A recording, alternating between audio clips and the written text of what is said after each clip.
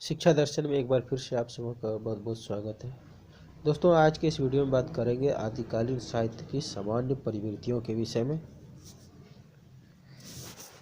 तो चलिए दोस्तों, वीडियो को शुरू करते हैं और जानते हैं आदिकालीन साहित्य की सामान्य प्रवृत्तियाँ। आदिकालीन साहित्य की रचनाओं की प्रवृत्तियाँ इस प्रकार हैं। तो पहला है दोस्तों, युद्धों का सजीव वर्णन। आदिकाल के हिंदी साहित्य में युद्धों का ऐसा सजीव, चित्रात्मक एवं ध्वन्यात्मक वर्णन हुआ है कि उन रासों ग्रंथों को पढ़ते समय ऐसा प्रतीत होता है मानो तलवारें खड़क रही हो। दोस्तों,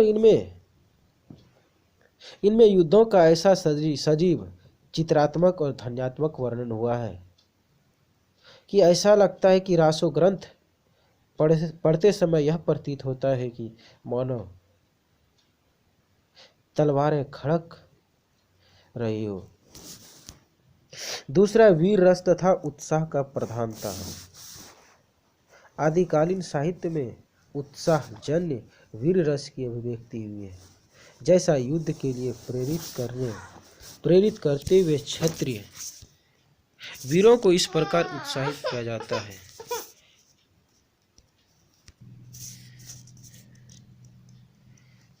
आदिकालीन साहित्य में उत्साहजन्य वीर रस की अभिव्यक्ति हुई है, जैसे युद्ध के लिए प्रेरित करते हुए क्षत्रिय वीरों को इस प्रकार उत्साहित किया जाता है कि क्षत्रियों के जीवन की सार्थकता प्रकट हो जाती है। दोस्तों, इसमें कहा जा रहा है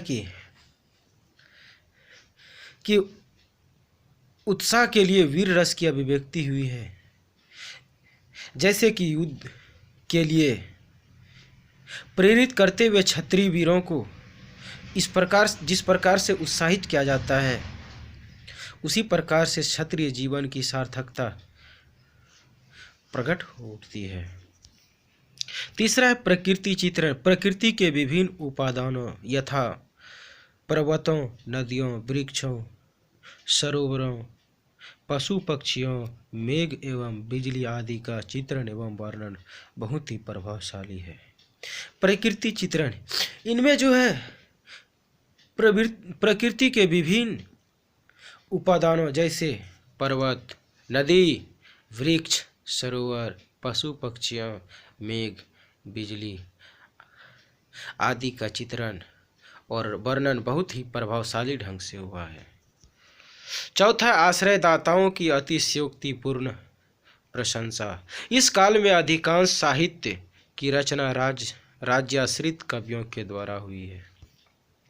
कवियों ने अपने आश्रयदाता को ही सर्वश्रेष्ठ वीर, पराक्रमी सम्राट, अनुपम दानवीर, दृढ़ प्रतिज्ञा सिद्ध कर उनका अतिशयोक्तिपूर्ण वर्णन किया है।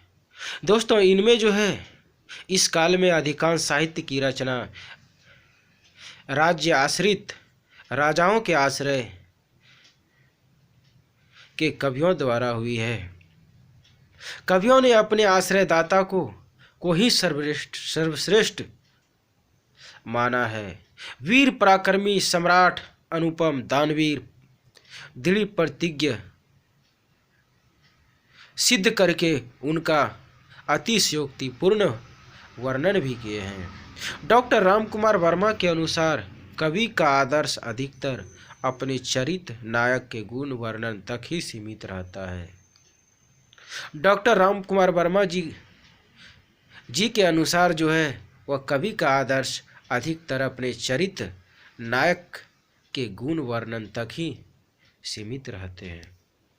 पांचवा, संकुचित राष्ट्रीयता। अपने आश्रयदाता को ही सर्वोपरि और सर्वश्रेष्ठ मानते हैं और घोषित करने के कारण ही इन कवियों को राष्ट्रीय भावना केवल अपने आश्रयदाता के छोटे छोटे राज्यों की सीमाओं तक ही सिमट कर रह गई थी।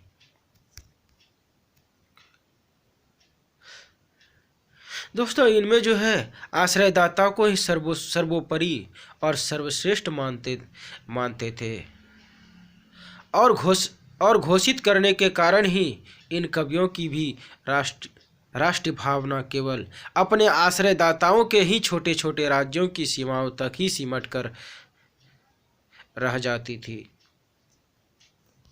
छठा है जनजीवन की उपेक्षा। इन ग्रंथों में सामंती जीवन उभर कर आया है। कभी अपने आश्रयदाताओं की वीरता और रसिक वृत्ति तक ही सीमित रहे हैं, इसलिए इसमें तत्कालीन जनजीवन अपेक्षित रहा है। जनजीवन की अपेक्षा दोस्तों, इनमें जो है ग्रंथों में सामंती जीवन उभर करके सामने आया है। कभी अपने आश्रयदाताओं की वीरता और रसिक वृत्ति तक ही सीमित रह गए हैं, इसलिए इनमें तत्कालीन जनजीवन की अपेक्षा रह गई है। सातवां ऐतिहासिकता का अभाव। इन रचनाओं में प्रसिद्ध ऐतिहासिक व्यक्तियों को लिया गया है, लेकिन उनका वर्णन शुद्ध इतिहास की कसौटी पर खरा नहीं उतरा। दोस्तों, इनमें जो है रचनाओं में प्रसिद्ध ऐतिहासिक व्यक्तियों को ही लिया गया है, लेकिन उनका जो वर्णन है वह शुद्ध इतिहास की कसौटी पर खरा नहीं उतर पाया है। डॉक्टर रामकुमार वर्मा के अनुसार यद्यपि ऐतिहासिक घटनाओं का विवरण भी इसमें प्राप्त होता है, पर उनका विस्तार और वर्णन कल्पना के सहारे ही किया जाता था। यदि डॉक्टर रामकुमार वर्मा के अनुसार बात किया जाए तो इनमें ऐतिहासिक घटनाओं का विवरण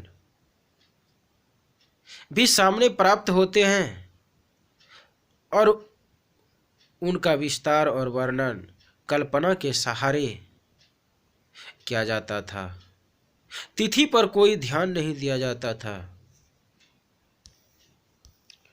तो दोस्तों, आज के इस वीडियो में आपको आदिकालीन साहित्य की सामान्य प्रवृत्तियों के विषय में बताया हूँ। तो आज के इस वीडियो में इतना ही, फिर अगले वीडियो में मिलते हैं। तब तक के लिए धन्यवाद।